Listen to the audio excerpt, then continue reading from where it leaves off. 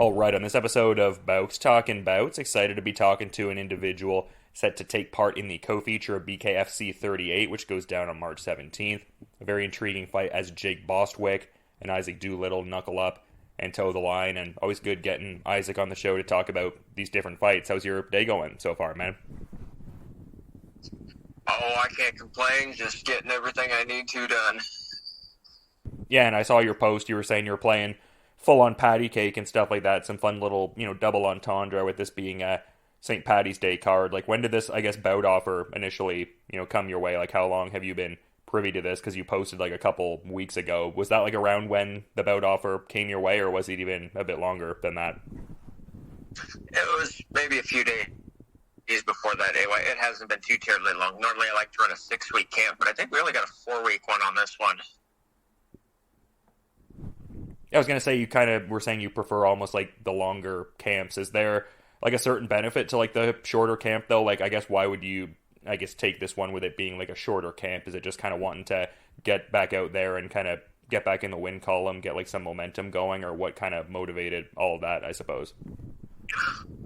Fighters are at the whim of the promotion, so whenever they send out the contract is when we get to sign it. And BKFC had their hands full with Knucklemania, and they like to sit on their playing cards a little bit too long.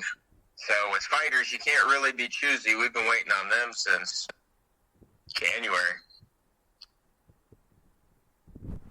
Yeah, for sure. Like, what have you been, doing in the interim? Is it just a matter of kind of like preparing and staying ready whenever you have to be ready? Like, just in the framework you kind of outlined, or like what were you kind of getting up to through that time?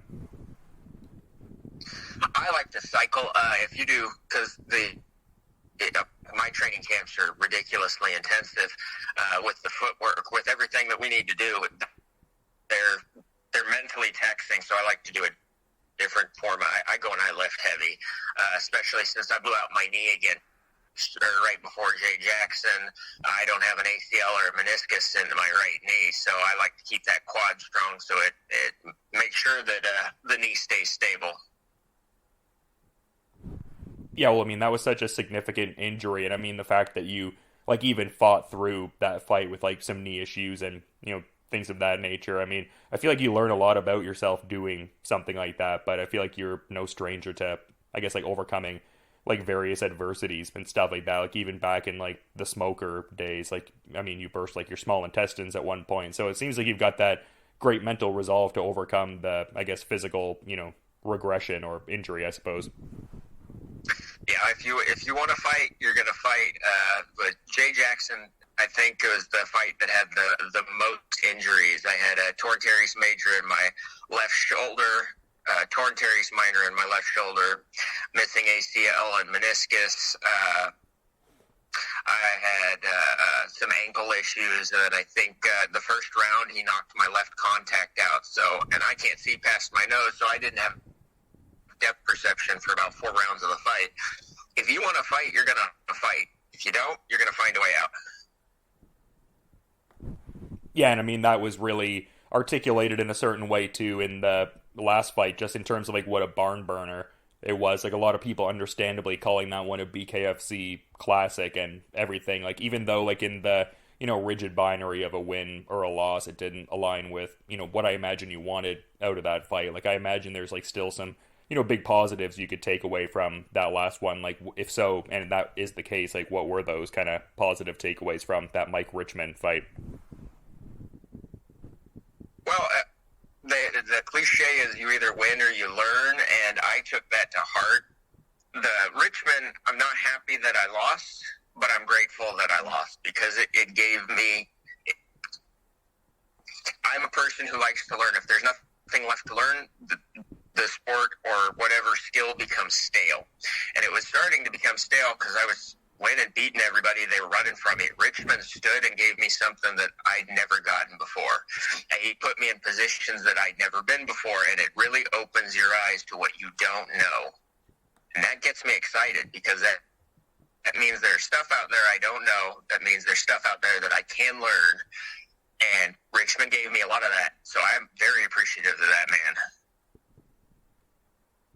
Yeah, and it seems like you guys had like a pretty like good rapport after the fight too. Like it seemed like one of those cases where you guys kind of really throw down and like have that respect, and even like to the scale of it seeming like almost like playful a little bit. Like I saw you commented on a post saying like don't get a big head, and he was saying like my head is always big, you just made it bigger, which I thought was kind of fun. Can you speak to that sort of camaraderie and the I guess respect that comes after a fight like that?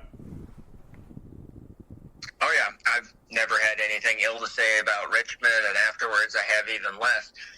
The man is a phenomenal striker. He is a master class. He showed it against Hunt. He just got a little bit comfortable in there and dropped his shoulder and got dropped. Other than that, he was putting on an absolute clinic on Hunt. So the huge respect for the man, and we sat down. We had a couple beers afterwards. We sat and we chatted. Dude's a great guy. I have nothing bad to say about the man.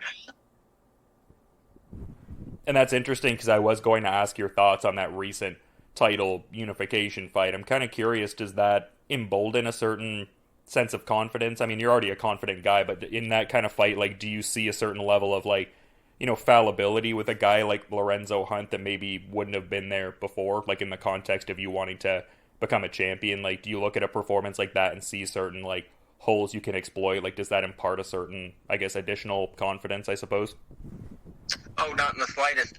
That was actually because he said he was going to the body because he leaves it open. That's been our plan since I met the man in Puerto Rico. Richmond just did the exact game plan that we were planning on working on him. Hunt tried to complain afterwards about a fingernail in his eye. I don't think there's ever been a fight where I've been able to use both eyes. It's part of the fight game. Get used to it. It's going to suck, but if you want to fight, you want to fight. He won fair and square, but you did get humbled. Take that humility like a man. Come back, train, get better. Make sure it doesn't happen again. Don't complain about it.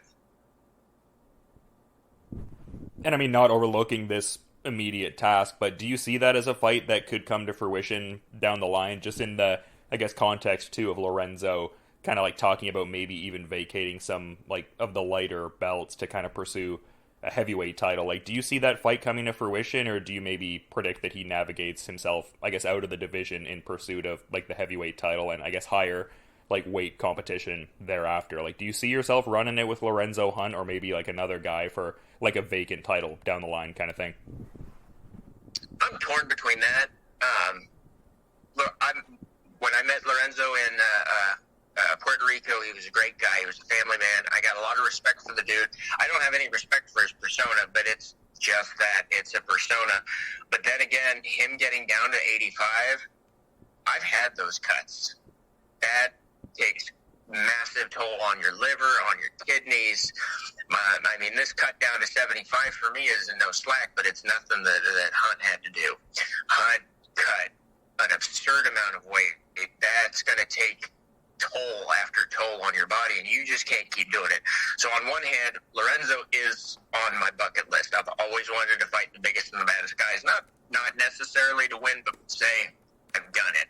He is on my bucket list. Richmond was on my bucket list. There aren't many other people that are that big and bad that are on my bucket list. Those are the two main ones. So yes, I would love to fight him, but I don't want him killing himself. That'd be something that I do right before I leave. I go up to 205 to fight that man, because I want him at his best. I don't want him walking around like a corpse, and I definitely don't want any lasting damage from a weight cut or something like that to linger with anybody. Yeah, I mean, that is kind of fair. I mean, it seems like bare knuckle also is a sport that kind of lends itself well to, like, I guess wanting to, like, be, I guess, fully hydrated, large in part. Like, I guess even talking to certain fighters who are, like, potentially thinking about coming to BKFC, it seems like the way they're kind of interpreting it is, like, maybe the benefit would be to, like, minimize, like, as much of, like, a water cut, general weight cut as you can, so as to, like, have that full power to kind of just, like, throw hands. Like, I guess, what do you think about that? Like, you're talking about, like, different weight cuts and stuff like that. Like, you seem like a guy that would maybe defer to, I guess, more being, like, fully hydrated and having the, I guess, gas tank and power. Like, what do you think about that whole, I guess, discourse, I suppose? I mean, that was the whole reason I fought at 85. I walked around for my last two fights for 2 weeks before the fight at 85. I don't cut weight. This is the first time I've really cut weight, but like I said, after the Richmond fight, I put on, trying to rehab that knee and my shoulder, I think I put on about 12 pounds from October to February, just lifting heavy, eating, and so this cut is harder than it honestly should be, because I'm walking around at about 95, 200 instead of about 85, 90. So I'm not a big fan of it. We'll see if I can maintain it. It'll be for sure an easy cut, but I don't like cutting. So I do much prefer fighting at the weight I walk around at. And that's probably what made me the smallest 85er, but it also probably made me the most dangerous, other than Richmond. Yeah, and that's interesting because, I guess I maybe presumed this one was going to be, like, at light heavyweight just because that's where you were at previously. Like, do you see a certain, like, I guess maybe even quicker path to a title, competing at middleweight? Like, I feel like if you get, a couple good solid wins, you could be, like, right in contention there. Is that kind of like how you're sort of looking at it as well? Or did you almost feel like at a certain disadvantage competing at light heavyweight and maybe middleweight could be a touch more optimal for you?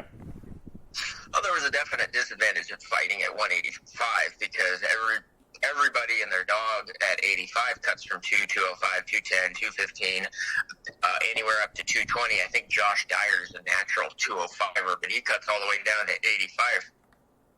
I think he said he walked around at 210, 220. And I'm walking around on the buzzer. That's a big difference, especially with these limb lengths. I've got the reach of a 5'1" woman. These guys have 80-inch reach. I'm walking around with 63, maybe 69 with my shoulders. 75, just we're closer in size. People are going to have a lot of harder time running from me. It's hard to keep their range. I don't have to work as hard. People like to dogfight more at 75 because they're shorter. So that's kind of the idea we went with. I'm kind of tired of chasing all my opponents around like they're my kid and they're in trouble in the mall. Well, I guess that kind of just is what it is in a certain sense. Like, I mean, you're talking about the physical, like, reach disadvantage, and I feel like you've developed, like, a very nuanced kind of infighting game. So, yeah, I guess it's kind of like a frustrating thing. It's like your attributes are kind of leading to a dynamic whereby these guys are, trying to avoid that. So, yeah, I kind of get what you're laying down in that sense. And not only that, Mundell moved down to 75, and when we were up at 85, he kept, every fight I have, he kept telling me he'd end my boring streak. So I'm coming down to give him a chance to end my boring streak. Oh, is there a bit of backstory with you and the champ David Mundell there? Is that like a fight you're kind of like squarely looking at and there's like a bit of like backing to it? Like, what's the backstory with that there? I mean, it's not really that big of a backstory. He posted it on a few of my fights. I think it was either the last one or the one or two or one before that. But he told me that he'd end my boring streak, and I'll give you the chance. Dude's a phenomenal bare knuckle boxer, 6-1. There are not many that can claim that record apart from Lorenzo and I think Reggie Barnett. An absolute phenomenal athlete and very technical fighter. I'll give him that chance, though. It just seems kind of interesting that he would like go out of his way to like make a comment like that. So he's kind of thinking you got like a boring sort of style. That's interesting. I feel like him going out of his way to make a comment would maybe indicate that he potentially sees you as like a future opponent almost. That's kind of a, I guess, curious dynamic there. I mean, I'm good with it. I'm still trying to get a match with Josh Dyer. He's been calling me out since my first fight. But every single fight, he's become more and more respectful until after he knocked out, who was it? It was in Omaha. Dakota Cochran. He said he'd love to fight me and that I'm a handsome man. And the dude stole my heart, and we really need to get in that ring now. Yeah, well, it sounds like you've got a lot of fun potential matchups coming up. Like, I know you were saying that in the context of, like, the, fight the monster athletes kind of context, you only have, like, a couple guys that are sort of, like, of that tier, of that perception, I guess. But it seems like from what we're talking about, you have, like, a wealth of options with, Josh Dyer, as you're talking about, and the middleweight champion here and just navigating the move down there? Like, it seems like there's a lot of options that would be exciting for you. Is that kind of how you're interpreting it now? Like, it seems like you have, a lot of options here. Oh, I do agree. The thing that I don't understand is every other fighter at this caliber, we're on a world stage, and the ones I'm fighting, at least, are the best of the best. They're all top 5. They're all title contenders. They all deserve to be in here. I don't understand this fighter's mentality of, you don't deserve to be in the ring with me. That dude across the ring has put in just as much time as you have, and he's doing it in a different way that just might beat yours. We all deserve to be in that ring, and I want to be the one that takes them all out. Nothing egotistical about that. You ever played the video game Elden Ring? These are all a bunch of big bosses that I want to take down. It's fun to me. When fighting ceases to be fun, I will stop fighting. But until then, it's a game. I love playing this game. Yeah, and in talking about your next chance to get to play this game, like, what are your thoughts on, like, what Jake Bostwick brings to the table? Like, obviously, he's got a bit of experience in bare knuckle. He's got, like, a couple victories there, has experience fighting, like, the former middleweight champion, Francesco Ricci. Like, what are your thoughts on an opponent like this? It would seem like a good individual to get in there with and kind of, like, interweave yourself into that, middleweight hierarchy like we're talking about. Like, what do you think about, I guess, Jake Bostwick's resume and, I guess, his better stylistic attributes, too? Jake Bostwick I think he's a great fighter. He's explosive. He's great on the inside. He's got good footwork. His head movement is a little bit linear, but it also lends to his balance. He's really got a good balance. So he's kind of hard to knock down. He's very explosive. He's very powerful. He fights heavily on the inside, which is going to make this a wonderful fight. I mean, you saw what I did to the last guy who fought me on the inside. We sat and we banged, and that's going to be a blast. I want to do that again.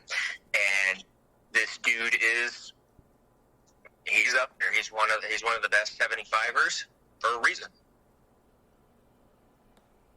Yeah, for sure. I mean, it definitely strikes me as an exciting matchup and everything, but kind of something that I was wondering about because, like, obviously you got to, compete together on the last card too, yourself and Jake Lindsay, and it seems like you guys have had, like, a very lengthy, history training together and whatnot. I guess I'm curious with, like, the timing of this recording kind of coinciding with being a few days after Jake Lindsay's, like, welterweight title eliminator win over Connor Tierney. I guess I'm curious to get your thoughts on that performance he had.